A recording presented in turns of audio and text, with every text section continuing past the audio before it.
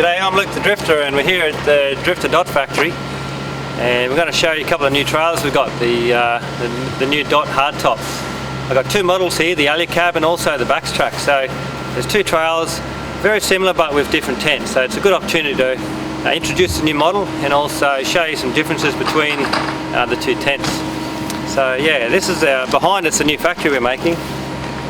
It's gone up fairly quickly recently, so pretty exciting to see that going up.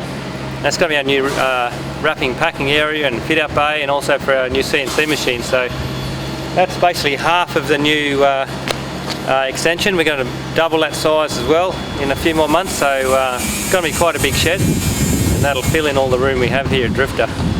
So yeah, a fair bit going on here as always, a lot of changes, and last time we did a video we were doing the canvas factory and that's all done, and so yeah, a lot happening. Anyway, let's have a quick look here. Also, while we're at it, we've got this new bike trailer we've been doing for a while. It's a Dot 8, and that's it here. So we'll do a video of that shortly as well. Me kind of going out this weekend, going to go for a ride and show you a bit more. But that's an 8-foot trailer, 5 foot wide, so it's a foot wider than normal trailers. Alley cab on top, alley cab awning. It'll fit 3 bikes, 2 this way and 1 reverse, or it'll also fit a quad. So nice little trailer, plenty of tie downs, and big ramp at the back, so that's pretty exciting too. Yeah, again, lots been happening here. So here's one of the trailers. So we're calling this a Dot Hardtop, okay? And there'll be two models, like I said, with 2 options with the tents. So that's it there. It's based off the 6-foot, the 6-foot Army. But there's a few changes we'll go through with you, and we'll show you that. So this is the one with the alley cab, okay? So alley cab on top, and it's also got the alley cab awning, alright? You will have the choice of getting this with our Super Wing Drifter awning or the alley cab awning, and we can also show you a couple of advantages of both on that. So that's the alley cab one.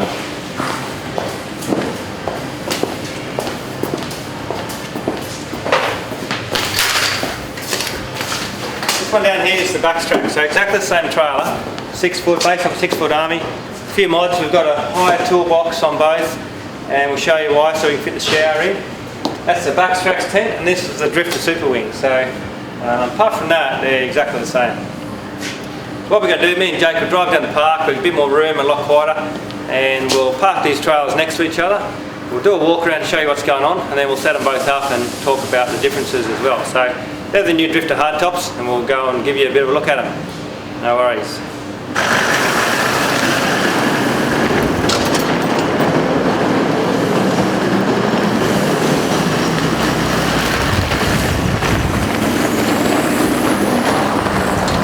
Righto, so we're down here in the Gloucester Park by the river. Beautiful spot and a nice place to show you a bit of the trailers. So yeah, the hardtop here, the Dot 6 hardtop. This one's got the backstracks, and what we'll do is walk around this one here, quick look at the other one to show the difference, and then we'll open them up. And some of the changes we've done is we put on here standard the DO35, and these are a good coupling.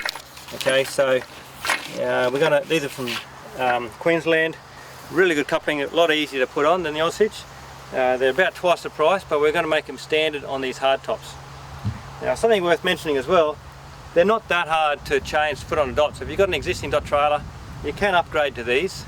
The holes don't quite line up, but it can be done, so it's not a really big deal. If anyone wants to upgrade, let us know. So yeah, these are a better hitch. The good thing about them is they're not as affected by dust and mud, and they are a lot easier to go on. You can see the pin here, and literally that just goes straight on top and locks in. So they're very easy to hook up and unhook. Again, they're about twice the price, but we're going to be using them standard on these. Everything else here is the same. The toolbox has had some changes. You can see it's a much taller box, and the reason for that is so we could fit the shower on the other side. And what we've done, so we've made it, it's a special custom box, so we're going to put standard on these again. And we've got the 2 batteries in the centre. Okay, so we've moved them to the centre because there's always 2 batteries on these, which they're a lot of weight, 30 kilos each. That helps the weight a little bit. And it's got the BMS sitting in here. electrics for the actuators. So you've still got room, we'll give you a bag to put walls in and things. You've still got plenty of room to set things inside here as well. So that section opens. While we're at it, quickly show you. This is for power coming in and out for your power cord.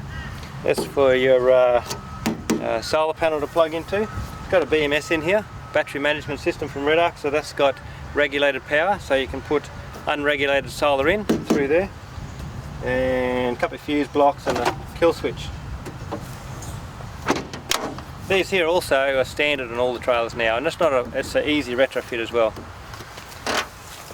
So toolbox there, we've got the wood box standard. The cover comes standard with them now, so you've got, generally you put say 2 jerry cans, some rubbish, space for rubbish, and say wood on the other side. So these are really good.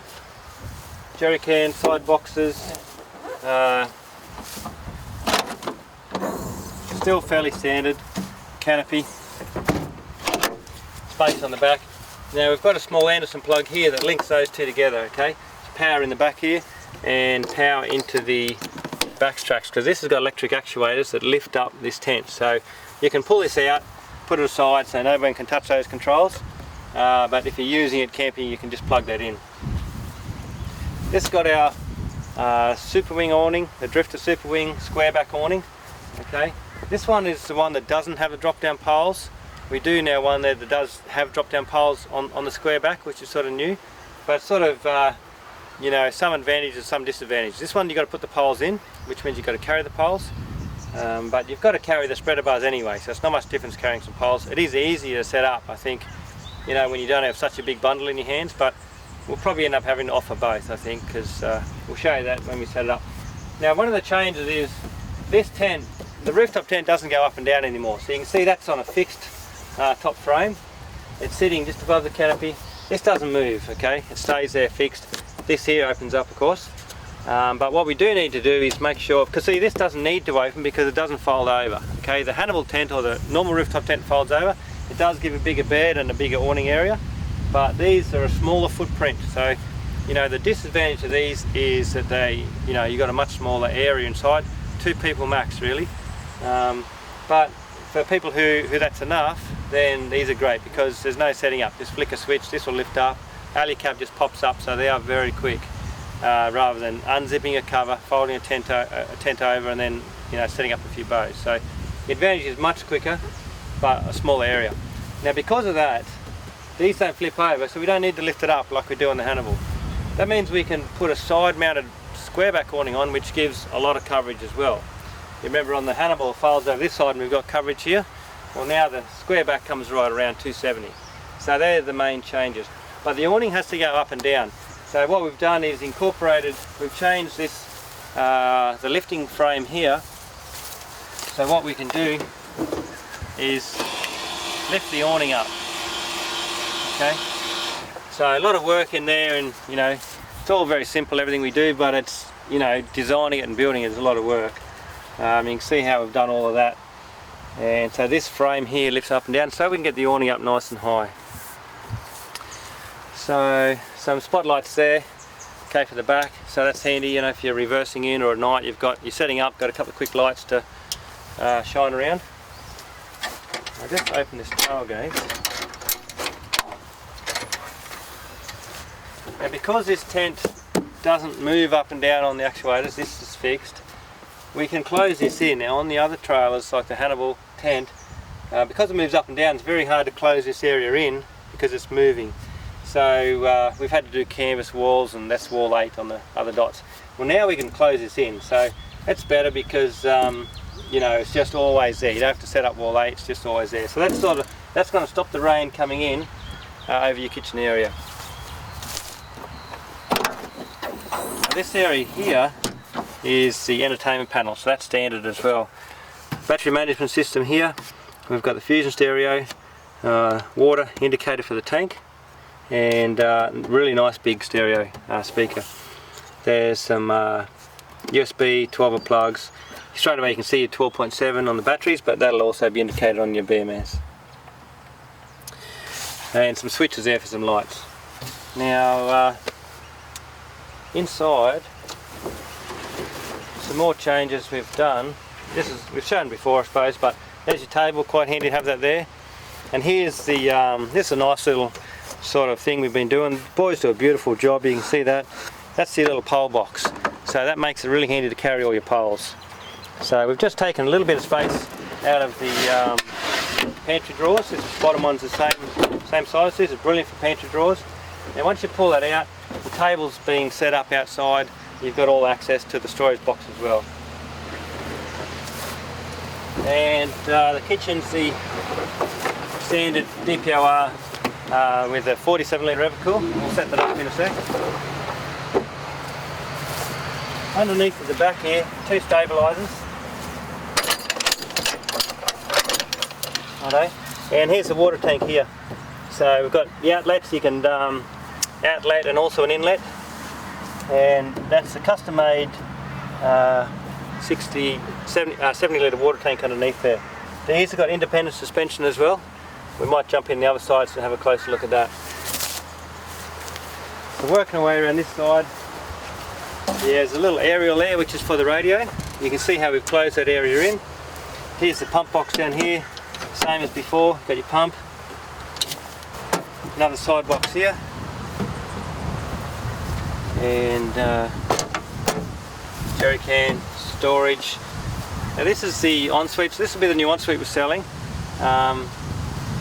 We've had a few things going on with these ensuites, but now we've been able to buy them, and that's the ones we're going to be stocking. So we've modified this frame as well, because the thing with this, the hardshell rooftop tents as well, the awning comes around the back, so that means you can't use the ladder access at the rear. So you've got to use the ladder access at the side, which on the back structure is here, but the ensuite goes here. So, you know, what we've done is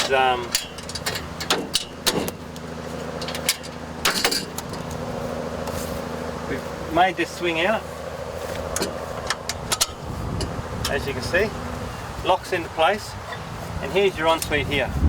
Okay, so this is working out really well. We've just painted that yellow a little bit, just so you don't sort of hit your head on it. Okay, once the ensuite's down, you're not going to run into it. So that's a fixed frame there. The ladder can go on here and drops down here, and you've got now your shower here. So connect the cold water with the blue hose to the water pump, connect the red hose to the bottom of this, and your shower ensuite's right here. So this is working out really good. There's a small strap here to lock that in place, so that can't move. And having that ensuite here is just working great. So that's the reason the box is taller, so we can fit that JOOLCA in permanently. And you know, these are proving really good. So alright, so that's a quick look around this, the Backstrax version. We might have a look at the alley cab. So this is another thing we're doing here, is putting these mud flaps at the back. It's really hard to stop the rocks, you know, impacting and taking paint off underneath the trailer. Got the big ones in the front here, and now we're doing the ones in the centre right here, so that helps a lot. Underneath, you can see we're using the Alco independent suspension with the twin shocks in the back, so that's been really popular, and we're going down that road with these as an option. So yeah, nice soft ride, and you can see the water tank at the back. So you can see up in here, having the independent suspension takes a lot of room underneath. You know, you lose a lot of room, so you can have twin water tanks on a leaf spring solid axle, but you can't on an independent. There's just not room. So we've had to move the water tank right to the back, which is fine, and but you only get one tank. And but yeah, so we're doing quite a lot of these now. The Alco is great. You know, a very professional, heavy-duty system. You know, it's a global company, Alco now, and very reputable. So that's working out really good. The chassis is a bigger chassis on these to take the independent, so it has to be a stronger chassis. So the chassis is a little bit bigger. And one disadvantage with independent, a lot of people want to match rims with the vehicle. Well, you can't do that with the independent. The bearings are parallel bearings, which is good, so it's got a good rating on it. But you can't go matching rims because the offset on these it's a set offset. So you can see the big brackets here, these are all going to be welded on, and then you know the offset of that is fixed. So we can't match rims to suit vehicles, and that's a very difficult job, matching rims to vehicles with all the different offsets. There's from anywhere plus 45 to minus 45, so, and everywhere in between. So there's a lot of offsets. With leaf springs, which we can match rims, can't really do it. But saying that, this is going to suit a Prado 6 stud with I think a P25, which suits most of the twin cabs and Prados, so it suits a lot of vehicles anyway. Righto, we'll have a look up top. So you got the choice of backstracks or the Alucab rooftop tent. Again, the trail's the same. How this opens up is just push it up from the back, so it's going to be like a triangle sort of shape, whereas the backstracks lifts up this way. We'll open them up in a sec. Also power here because there's just lights inside. Come around this way, Jake, and yeah, this is you can see a little bit older version, so we haven't put the yellow on here, or a slight upgrade on that one. The ensuite, much the same. I'll show you quickly as well. Here's the DO35 hitch, and there it is on. Press the button, so that's locked on. To unlock it, alright, so press the button down like that and just wind it off. But it locates really well, okay, and so you can get it sort of fairly close and wind it on, and that's it. So there's no pin you're pulling in and out, things like that. So the Oz hitches have been really good. They're probably the best cost-effective off-road hitch, but these ones certainly are better. Alright, Jake, so what we might do is start opening some of these up and have a look at the differences in the tents and also the awning. So, okay,